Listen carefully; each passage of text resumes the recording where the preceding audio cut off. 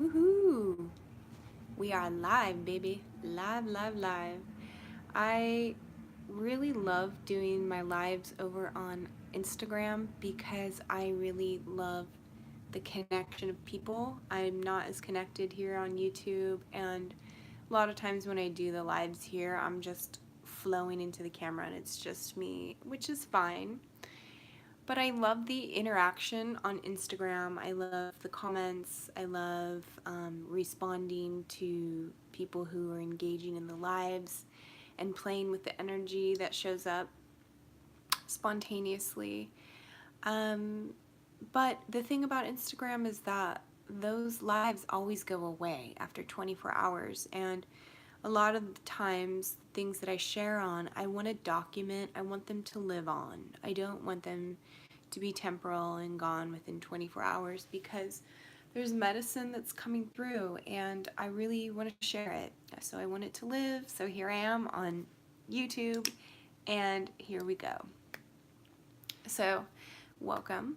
Thank you for being here. And I just affirm that I am a clear channel for the divine to flow through, and I am divine.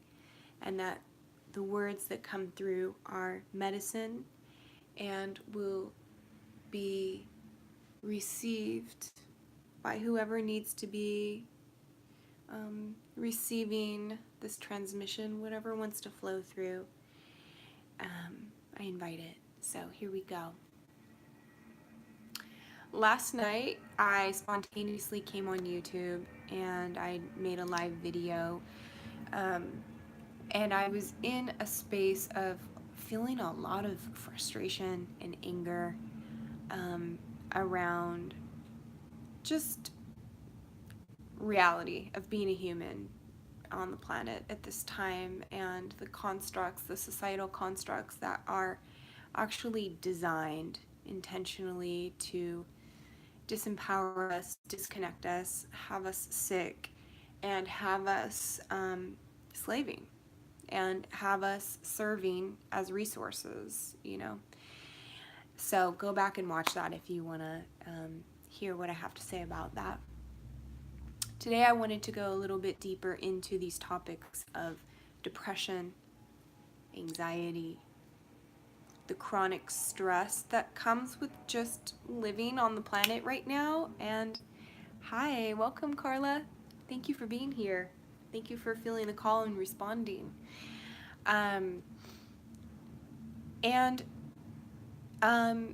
The stress that comes with being on survival mode to all the degrees at which we are on survival mode on this planet at this time. And I don't want to sugarcoat things. I don't want to also be a doomsdayer, because I'm not a doomsdayer, but I like to look at things as they are, and I like to talk about it. I like to address it. Oh, sorry, there's like texts coming through, so I'm swiping them up. I just want to have a real conversation about this epidemic on the planet of what are named as mental disorders or mood disorders or emotional imbalances or imbalances, physical, mental, emotional, spiritual, that happen, I believe, are symptoms of attempting to be human, do our best at being human at a time on the planet when the dominating systems that we are operating within are designed to keep us disconnected and disempowered. And so surviving can be a monumental task for most of us on the planet. There's a comment. I love to listen to you on my long way to work. Oh, the comment just went away. Oh, I think I know who this is. Carla, yeah. Oh, yay. I'm so glad that it's your meditation, and I'm glad that this word medicine lands in your heart and resonates and hopefully helps in whatever way possible. Thank you for tuning in and being here with me. I'm so honored to be able to have my voice activated finally in my life, where for so long in my life I was very deactivated in my voice.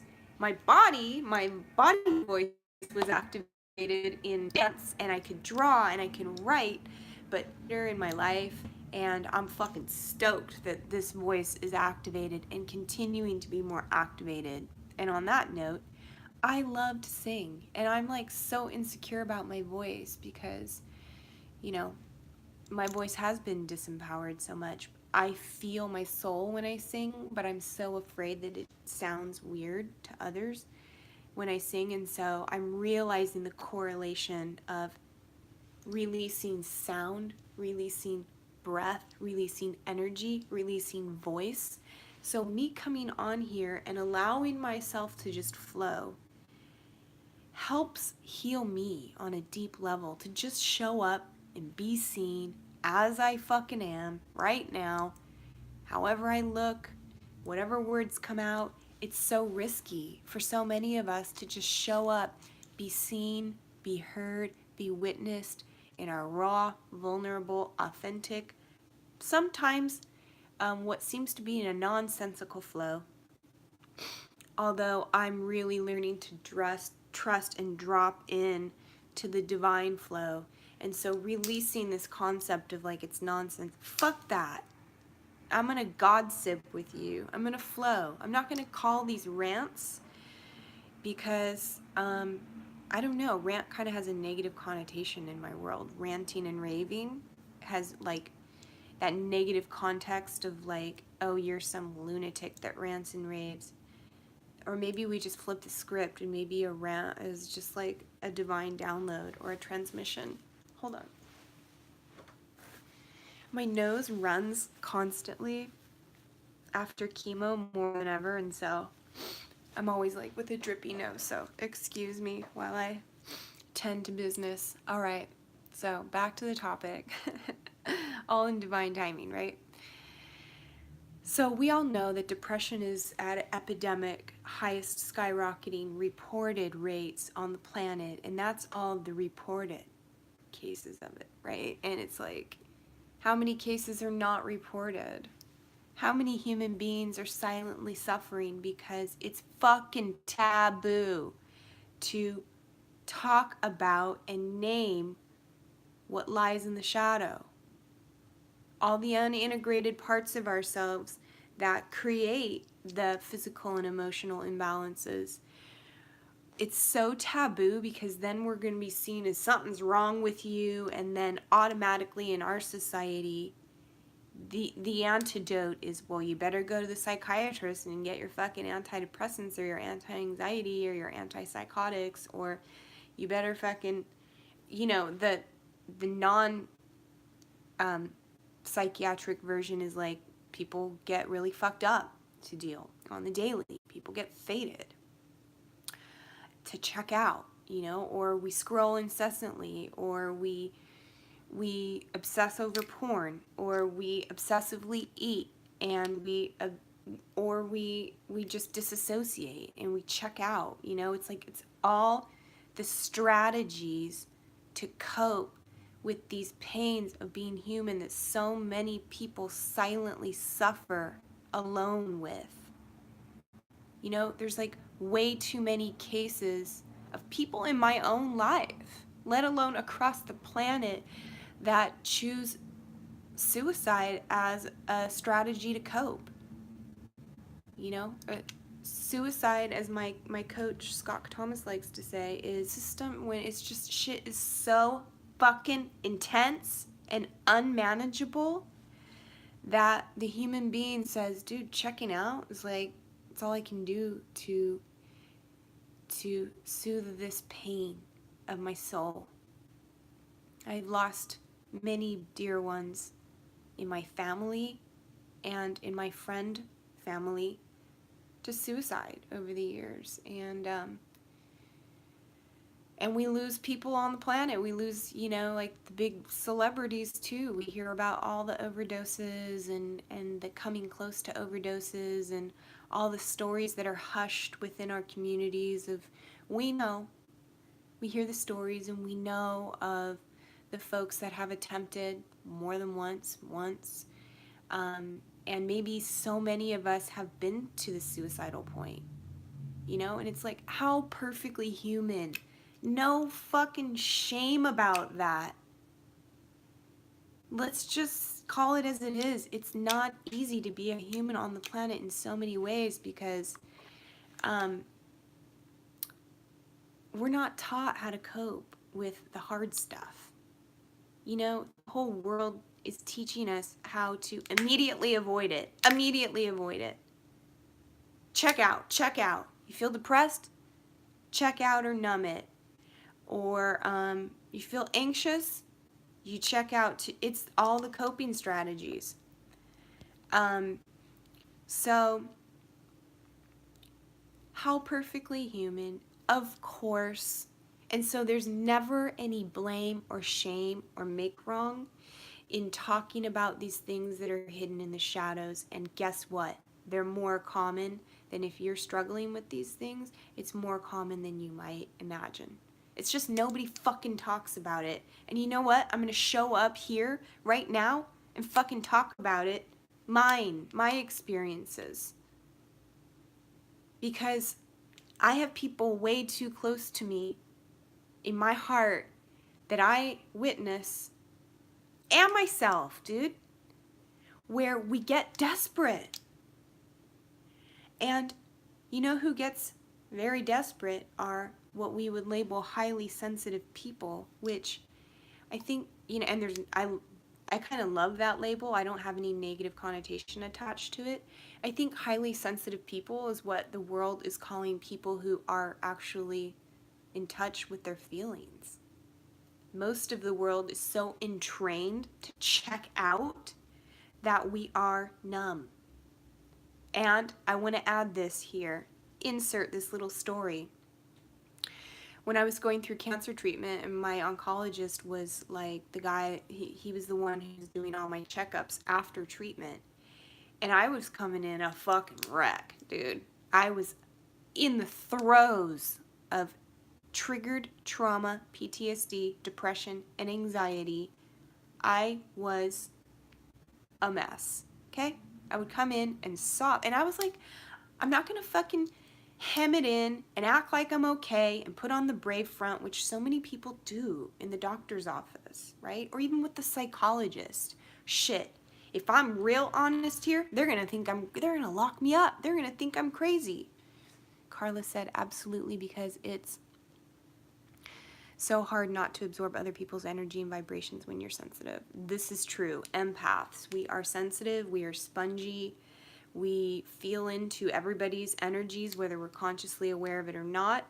And empaths can pick it up and then we can carry it. And then if we don't clear it, we can kind of take it on as our own.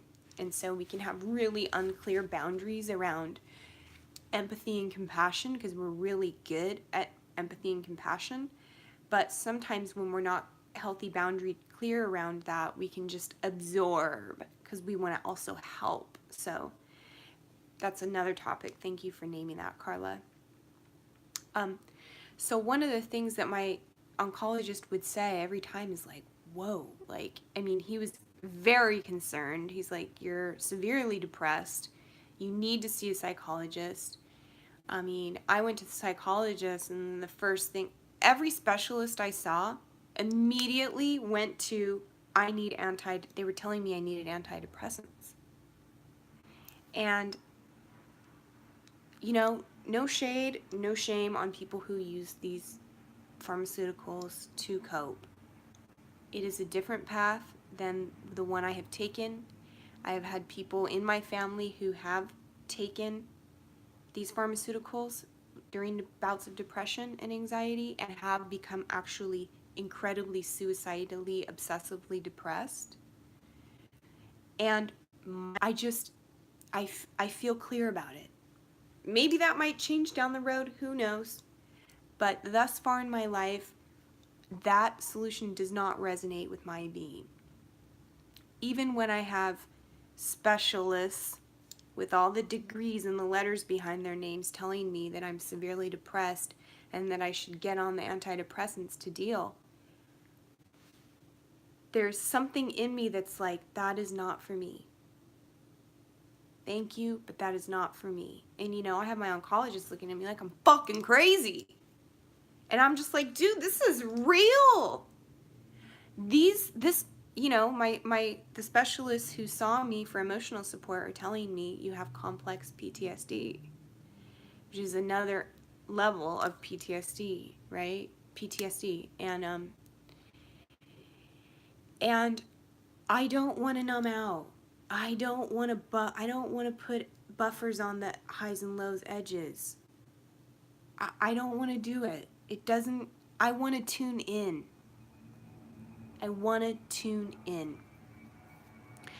And so he would tell me that he thinks it's so much harder for someone like me to have that cancer experience and all that comes with it because I am a sensitive person. And he's like, I mean, he didn't use the word embodied, but he's like, you're a dancer, you're a yogi, you're so tuned into your body, you really care about your health.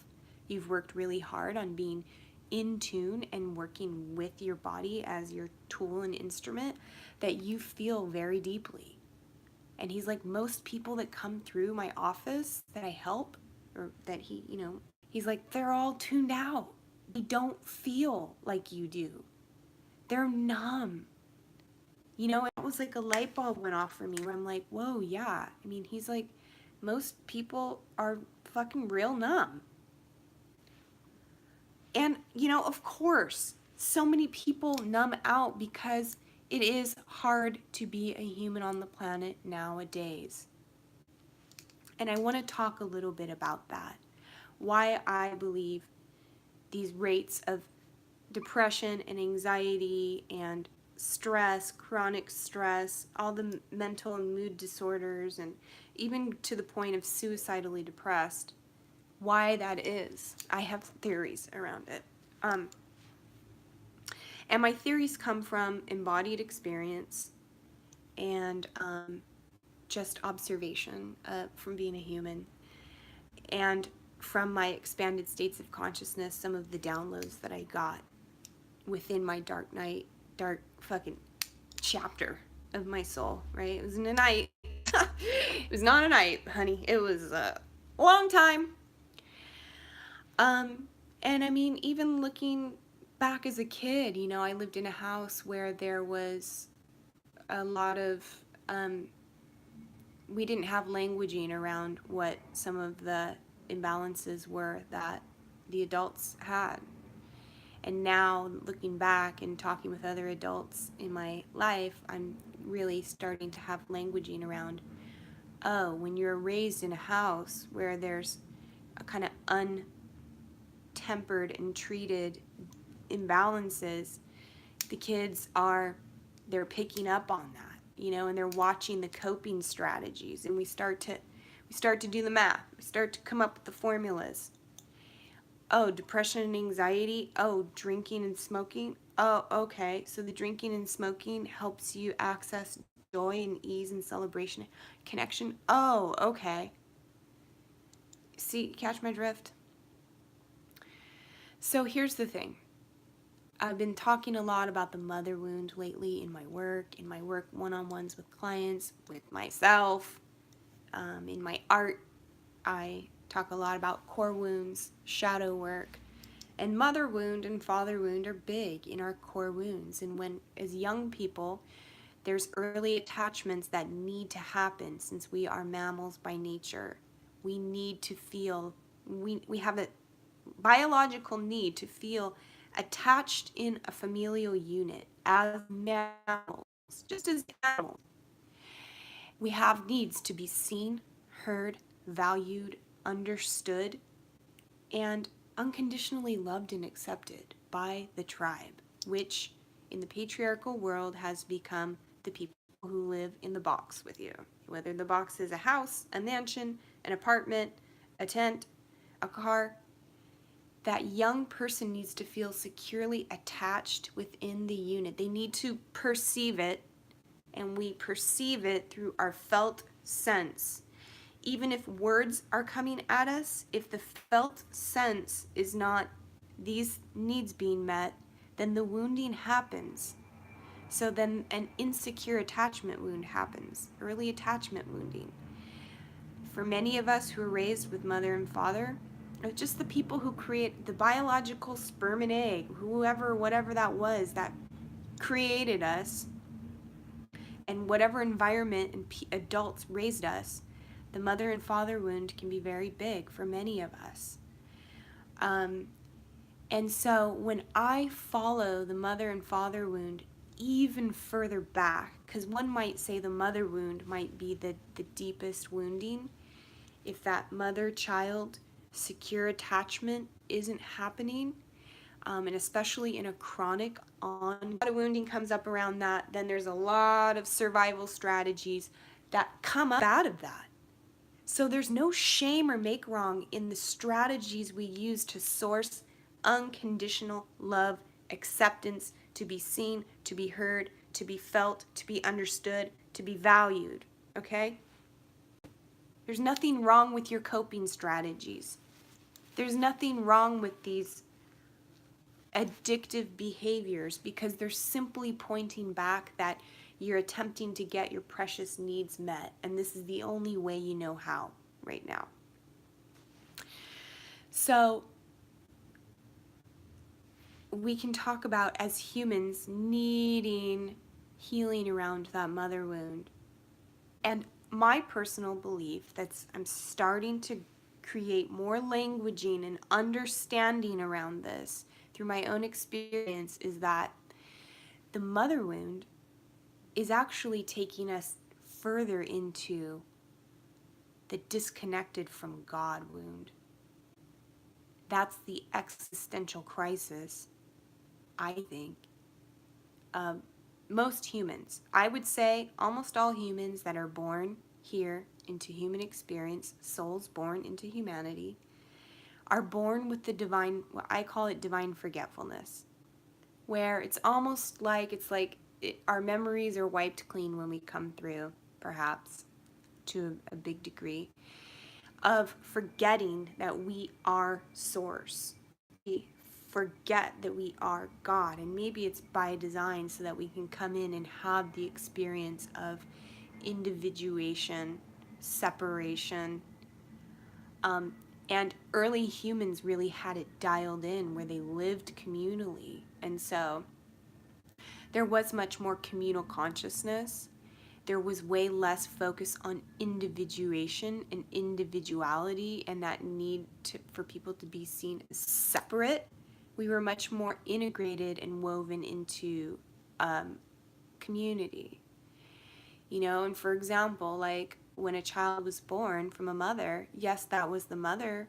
All the women were also the mothers, the aunties, all played mother roles and all shared the responsibility of mothering the children and not living separated. And so, you know, now we have the cases where we're all in these boxes and we're all having these individual isolated experiences, and there's a lot that comes of that. There's a lot of implications to that. There's a lot of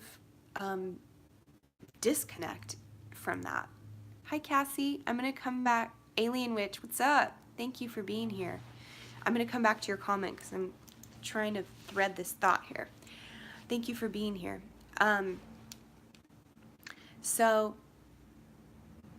What was I saying? So,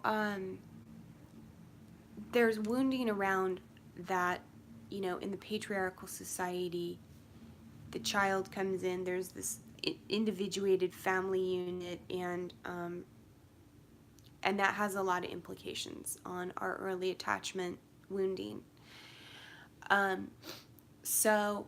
But when we come into the third dimensional reality as these souls having a human experience, we come from, this is my belief, and this is my embodied, felt experience, and these were my downloads and expanded states of consciousness when I was in the darkness and discovered the inner light, the inner truth. These were the downloads, these were the understandings, these were the transmissions, these were the pieces that came through to help me understand and integrate. It might not land and resonate with you, it's fine. Just throw it to the side if it doesn't land. If it does, and if it's helpful, then that's great. But what I really got is that our souls come from the realm of oneness, of bliss, sublime, eternal, infinite light, um, bliss, ecstasy. And I really understood that my soul was like, I'm going to go to the 3D realm of duality and polarity to have contrast. I'm going to have this embodied experience in the realm of duality. And so, even if we were born into communities and tribes where we are held and feel integrated into a group, there's still the existential human crisis if we are out of conscious contact with what we actually truly are. We are infinite source manifest in human bodies, having this third dimensional duality experience. So we think we are separate from all else. And I do think the mother wound takes us all the way into like the God wound, right? And so when we wake up to the truth of who we truly are, we can start to heal that wounding, and we can start to put our whole lives into context to understand what's actually going on here. Infinite being having a finite experience in the realm of duality, pleasure, pain, good, bad, right, wrong, black, white, yes, no, male, female. Feel me? So now add this layer to the mix. If that's not already a conundrum for a soul having a human experience, another incredibly intense layer is to manifest onto the earth during the time of patriarchy, which is designed to keep us further disconnected from our power and from our truth. All the systems are integrated and work together to disconnect, disempower, utilize humans as resources. And so for a soul that comes in, hi Cassie, right? You feel me on this? For souls that are coming into the realm of duality, it's already like, what the fuck? Black and white? Yes and no, right and wrong, good and bad? This shit doesn't resonate. I mean, since I was a kid, for me, nothing here made sense besides nature, animals, and like loving, kind humans. And art, and like expression, music, dance, art. Everything else, nothing made sense. And I would always marvel at those humans who really got the human game well. I mean, since I was a kid, I'd be like, wow,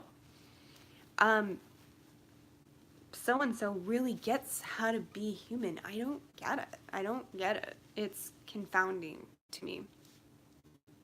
So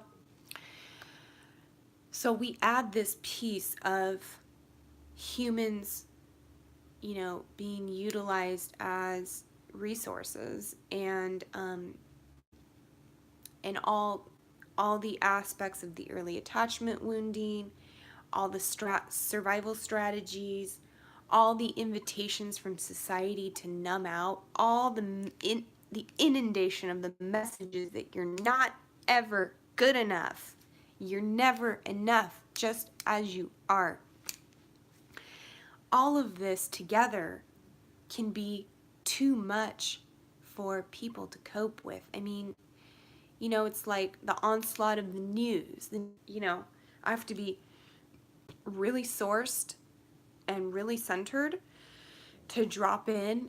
And I also have to come in front loading that this is a filtered product meant to take me into a certain state of distress, fight and flight. Like society, so many of the systems are designed to keep us chronically in fight, flight, freeze, which is not the balanced way for the system, the human system. The fight, flight, freeze system is meant to help us in those instantaneous moments of distress where we need to get the fuck out, we need to fight, or we need to play dead. And then, like all mammals on the planet, when that experience passes, they shake it out of their systems and then they carry on. They don't have chronic stress. They don't have PTSD because they process it through. Now, society, the way it's designed to keep us in that constant state of burning out the adrenals and staying in the chronic stress. And I'm going to come back to your comment, Cassie. I think I'm feeling you on what I'm seeing. I'm feeling you because I used to have that program deeply embedded into me as well, of the whole, like, all the shit they want us to focus on is, I mean, it's more clear to me than ever. And it's like you get rewarded to play the game, and they have it set up so that we police each other and we shame and ridicule people who aren't playing the game and who don't have the accumulated wealth. And you know what I mean? It's just like, it's crazy making.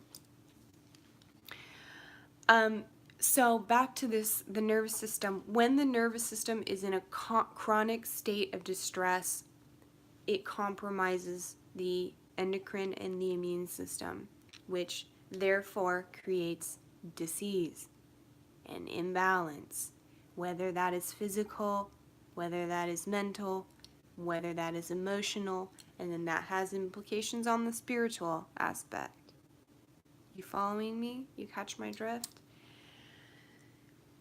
So, what I'm finding, like, I think, can I bring that comment back up that Cassie wrote? Let's see. I used to want the typical big house, nice car, six-figure job, then I would be set, but I've recently realized none of that will ever end the rat race. They don't want it to end. That's exactly it, and I'm really getting that. And I've felt so much shame and embarrassment around being struggling, financial survival mode, all of my adulthood. I'm 44. And yeah, I've been poverty level all of my adulthood, and I've had so much shame, and I've like not wanted to be out about that, because we do police each other, and we do sort of, we internalize the shame and embarrassment of like, I'm not enoughness, because holy shit, I'm 44. I don't have a full-time job. I don't have a career. I don't have a 401k.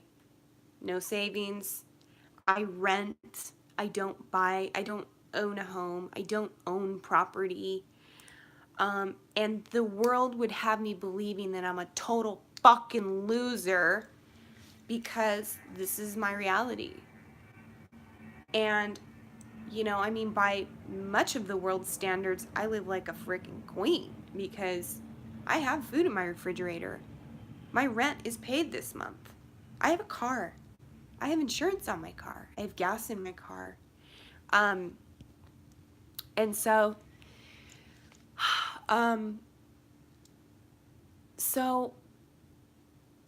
yeah, we have to start naming what is in safe spaces and taking the fucking make wrong out of it, and really looking at the system that programmed us to think that if we aren't doing these specific things and following the social etiquette, if I'm fucking dancing in the line at the grocery store, then I'm the fucking freak. You know what I mean? It's like, I'm really tired of this assimilation step with the system. Sorry about that. There was a call that came through. I thought I had it on Do Not Disturb, but didn't.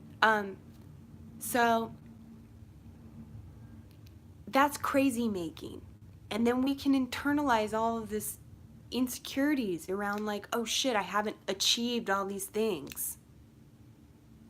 I'm not married in some relationship where, and like we take vacations and, no. Fact of the matter is, I live in an apartment with my daughter. My son doesn't live here anymore. It's just me and her. That's our family unit. And it feels really bizarre to work my ass off to pay rent on a box that I don't own so that my daughter and I can live here, which I'm so grateful for this home sanctuary. Don't get me wrong. But it's like something's majorly fucking off with the system. And they have us disconnected from our natural ways. They've herded us into cities that disconnect from the earth, that disconnect from the symbiotic relationship with the earth, with community, with the elements, with the rhythms of the seasons. We're disconnected. Of course there's all of these depression and anxiety and stress on the fucking epidemic proportions. Of course. Of course all these autoimmune diseases from imbalances from the hormones and the constant state of stress. Of course cancer is now, the rate is 1 in 2 people will experience cancer in their lifetime. Then you add all the environmental toxins to the mix. The way that the chemtrails rain down on us, the geoengineering, the GMO foods, Monsanto running the shit. The weaponized water, the weaponized food, the weaponized air, and all that jazz. Well, guess what? We can take the earth back. And I truly believe that the things to focus on are the simple ways of self-love. No one can, they can work really hard to make you not love yourself. And they succeeded with me for most of my life. Lots of self-loathing. But you have control over what goes on inside. You can decide, I'm going to unconditionally love and accept all aspects of my being right now. And I'm doing my fucking best. I'm doing my best on this planet, and my soul chose to come at this time of great upheaval upon the planet. That my soul was courageous and wise and on purpose and strong. And that, yeah, I do have some coping strategies that maybe don't honor my whole wellness, but it's the best I've been able to figure out how to do. And so I'm going to love myself as I enter into this healing and holing process, into this remembrance, into this awakening.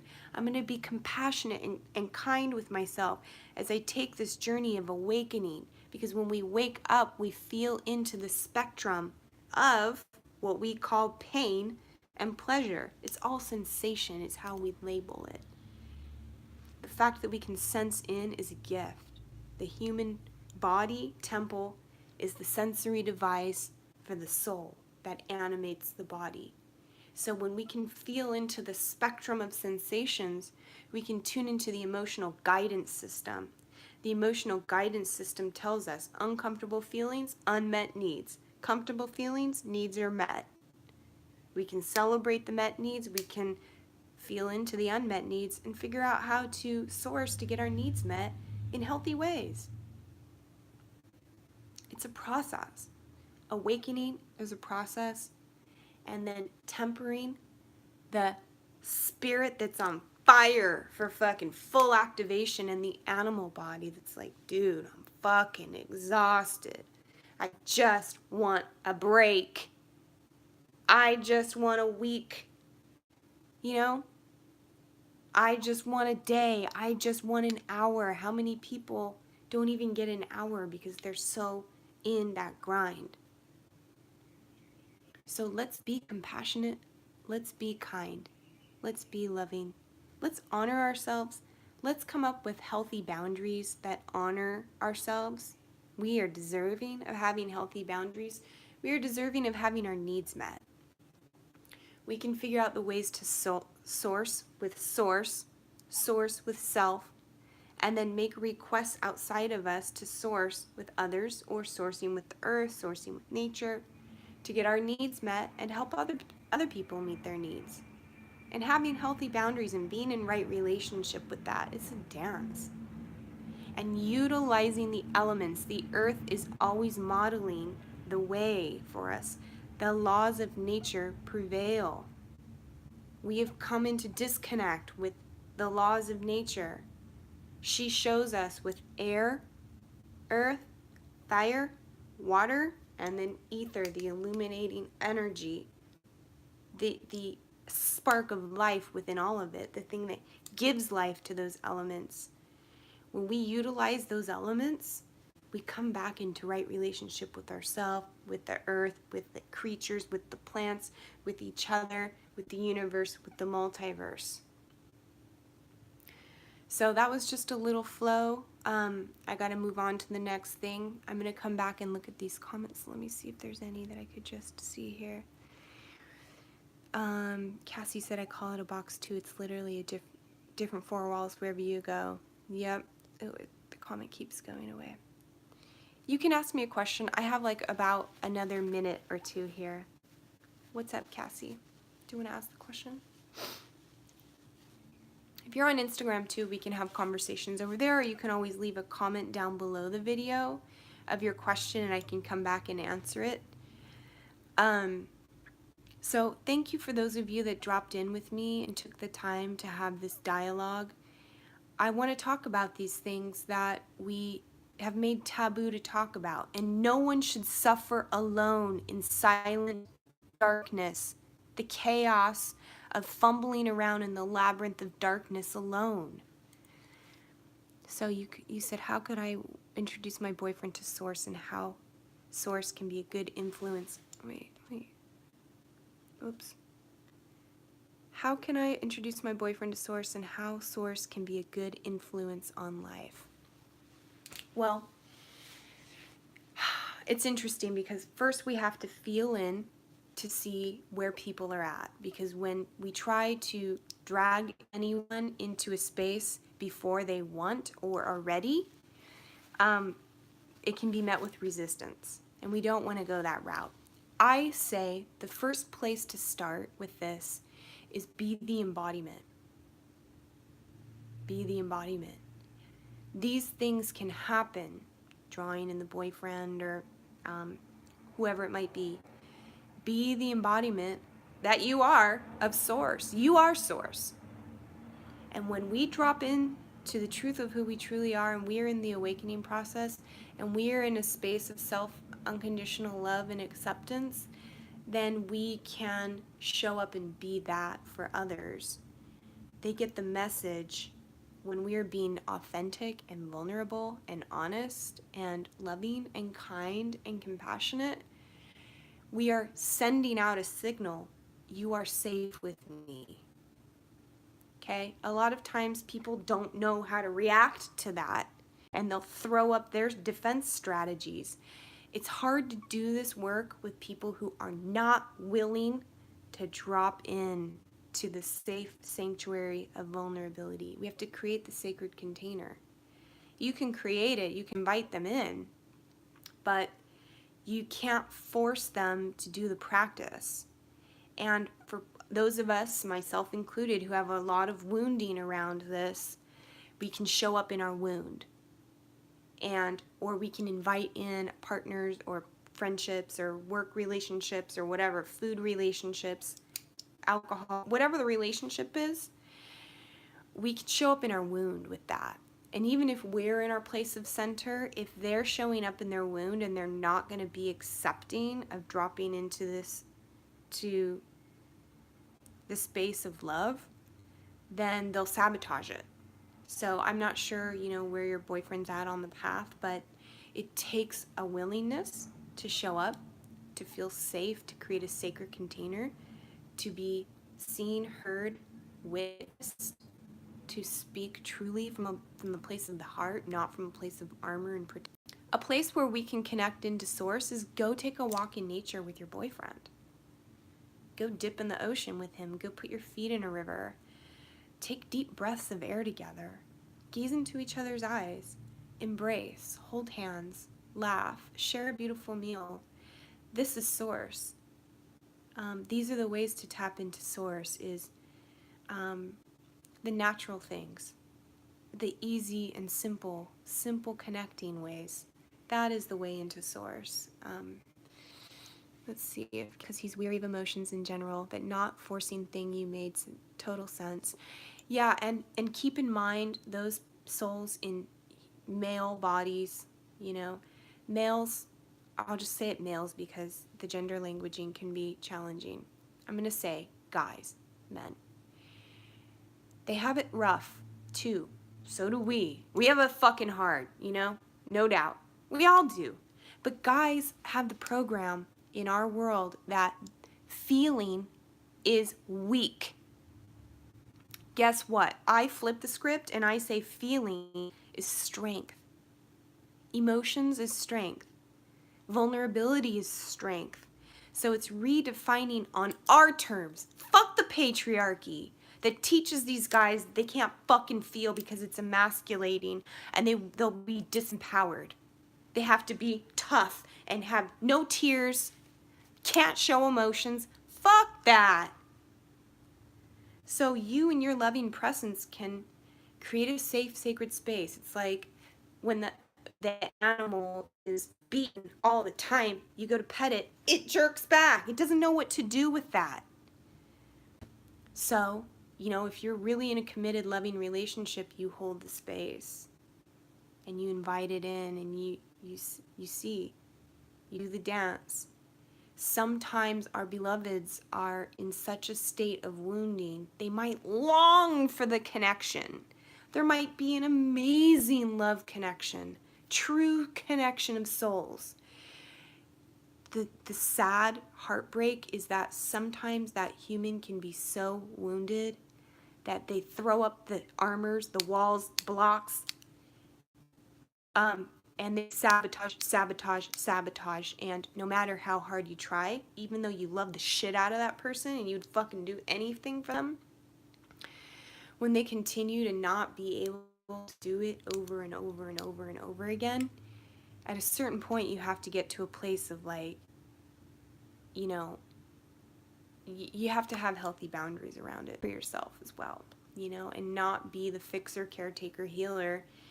Yes, that's a beautiful thing, but you also have needs too, and you also deserve to be met in mutuality. And my coach likes to call that wound mates, when it's like the perfect storm and we both show up in our wound over and over and over and over again, even if we love each other, you know. And it's like you have to have the tools. There's tools to navigate the hard times, and you have to work them together.